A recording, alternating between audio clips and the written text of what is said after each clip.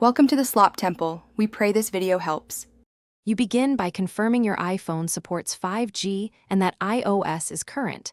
This matters because carrier profiles require recent firmware.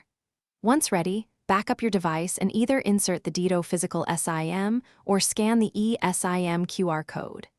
Next, open Settings, tap Cellular, and add the plan if using eSIM. Make sure airplane mode is off, then toggle cellular data on. These are the first actionable steps you take, so the phone can register on DITO network immediately. Once the plan appears, install any carrier settings update. This often pops up in Settings General About and is required for 5G provisioning.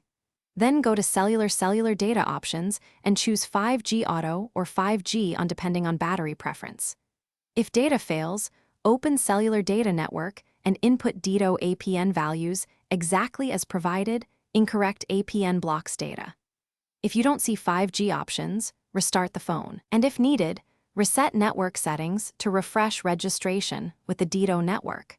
You finish by confirming the 5G indicator in the status bar and running a quick speed test to verify actual throughput. This confirms registration and APN accuracy. Then check cellular voice and data to enable 5G for calls if your plan supports it. If you still lack 5G, reinsert the SIM, update iOS, or perform a network settings reset to clear stale profiles. Key troubleshooting tip: if that fails, contact DITO with your IMEI and account details so they can provision 5G on their backend.